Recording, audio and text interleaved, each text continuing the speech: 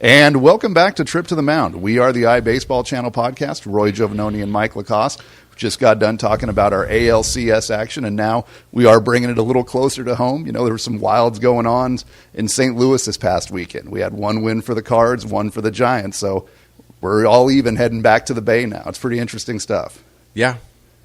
We go in reverse order. It ended last night with that patented St. Louis real deep roar, as they walked off the field with their victory. But you want to back up now and take it from the beginning. I'll tell you, the Giants they're so close to being able to put them completely away. But again, the Cardinals are somehow pulled it off. There was a couple things that went on in the game last night one thing especially, and I think I brought it up in was part of my recap. What I thought was a big turning point in the game where they probably could have scored another run or two was once Rosenthal went into his funk out there, all right, they had first and second and one out. And during this whole time, once whoever got on first, from that point on, he would come into his stretch and not even look and check anybody. He was so rattled and so just saying, hey, if you steal, you steal. I got to try. I'm worried about just throwing a strike. He's that rattled. And he completely gave up. And they were giving that away. Not to mention Molina has a little injury thing on the side, okay? And by the time you get first and second, I would have taken advantage of that, and I would have sent both those runners, and you probably could have walked. If you just time it right, and you pick, he's not even looking, just coming up and set. In fact, close to balking by not at least coming to a set position. Yeah. Which I thought a couple of times he rushed right through that, and I thought balked. They could have been. I've been called a balk for doing that. Okay. They don't call balks in St. Louis. We found that out this weekend. That's because Bach and Bob Davidson's not in town. They probably don't let him come into town because of that reason. But yeah, so that was crucial. I think by them being able to run, and then if you run on top of that and you steal that base and it looks bad, then people realize, well, he's not even holding him on. He realizes that, and now he's in deeper trouble. Yeah. Okay.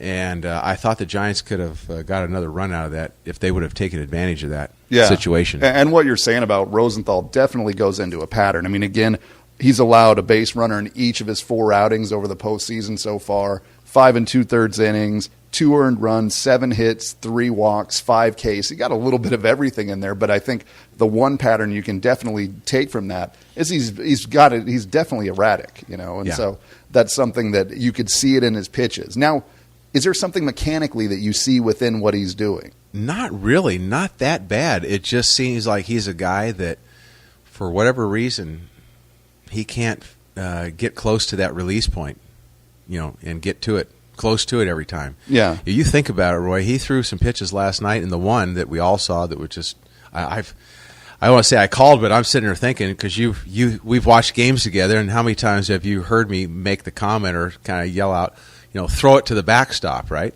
You've heard me, and I'm thinking, man, if this could happen, this is a time. And sure, I didn't even finish the thought, and there she goes, and. You gotta understand how far off you got to be to throw your fastball that far in front of home plate. Yeah, I mean you got to be really the collar's really got to be tightening down or something at that point, And of course everything was affecting them now. Everything he's so sensitive to everything. He's out there digging the muds and causing a little problem with the footing and who knows what and just completely rattled out there, and they were lucky to get out of that with just the one run, I believe, on the wild. Yeah, it was just a run to tie the game because it was 4-3 at that point. I mean, that was unbelievable that they got out of that. So that, to me, was a real key thing. Let's face it, Peavy, went out there, and they were lucky on that end of it, though, you see, because he went out there, and he was, really out of it. He was all over the place. And a lot of loud outs. Oh yeah, he got away with some stuff. There were some balls hit pretty good at people, or they ran them down. And then pretty soon, it just happened where they got patient, and some of those mistakes that he made, they caught up to him. Yeah, and they got him. But they were lucky to get out of it with just the 2 runs, I think. Yeah. It could have been 5 or 6, pretty easy. Yeah, and obviously not so much in Saturday's game, but definitely in yesterday's. Bullpen management on both sides of the equation was a big factor into how the game turned out. Matheny did a pretty good job around that. Pat Neshek had a great 8th inning. He's really been one of the more – it's a cool story in any way you take it, of how he's been down and been back up, and now he's thriving, and this is a guy that some teams didn't even want this year.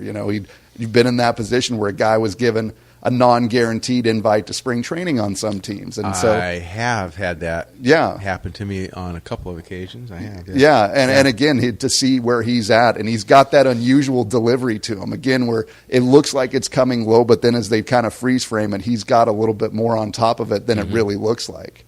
Yeah. Yeah. And I think, again, on the other end of the equation with the Giants, again, some of the bullpen management was the things that got him into trouble with the long ball last night. The long ball. I mean, the Giants bullpen's not used to giving up the home run, and they were giving them up right and left here. And speaking of the long ball, though, in the Giants bullpen, I think the young guy Strickland now he's giving up way too many now, and I think that you got to be careful with a young guy with not that much experience, getting that thought into his head. You don't want to put him out there, and if it happens to him again and he loses another lead or blows a lead or something like that, because pretty soon it's going to be tight. It's going to be getting down to game 3 and 4 and 5, and stuff like that. And the tighter it gets, and I'm wondering if our guy Boch is thinking about maybe bringing him in a little less stressful situation, or maybe just kind of strictly to righties. Or just go, because the left-handed thing is not working too well right now. He's too predictable. Yes. He's slinging the ball. He's upright, violent, blocking on his front side, stiff front side, and they're seeing that baseball. Yeah. And that's a fact. Well, and the dangerous thing about the way that St. Louis's lineup is stacked, there's a lot of left-handed presence within that lineup, and you don't see a lot of consecutive righty action. I think maybe for Holiday and Peralta, and then that's really it. But again, within that, you may just be looking at him in that specialist role. Now, again, taking it to the 9th inning and the shot that Romo gave up to Wong, what did you see there? Just, ready to hit. That's what a lot of what you see in the playoffs. You guys, hitters get caught in between.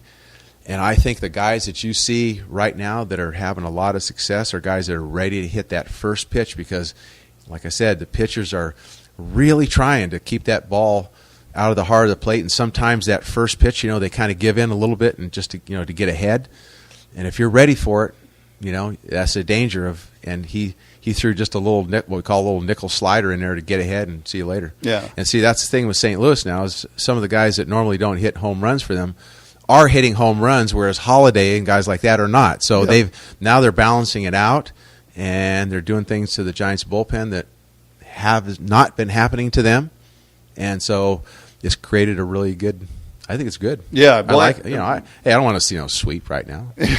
We'd be done. Yep, absolutely. Yeah, we want to keep rolling here. Yeah, Matt Carpenter, another one of those guys. He's shown it in the last 2 series. Already 4 homers this postseason. I mean, it's a guy. It's almost like he has a bag of power that he just holds on to don't open until October, and then all of a sudden he's just locked in. And you can see moreover on his bats where he's not connecting square with it, where he's getting frustrated because he's just in that zone. Like you said, these guys are definitely ready to hit. Yeah, and you were watch out with the big Boog Powell over there at first base with St. Louis because now he's caught up to a 97-mile-an-hour heater, and now he's feeling really good. So you don't want him getting locked in, against your right-handed pitching because that guy could be really tough. Yeah.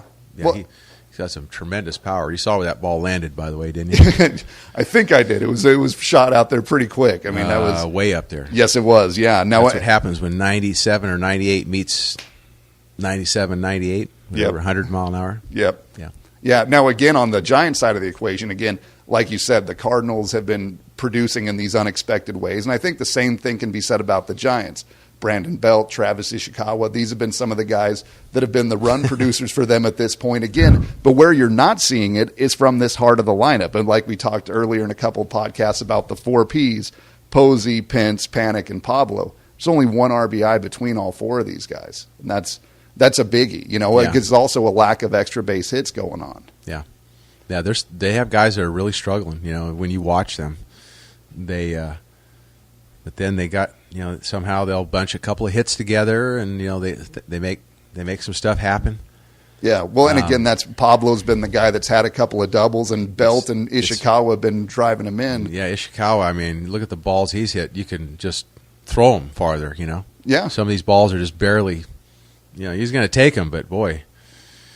I wouldn't count on that happening all the time. Yeah. They've got to.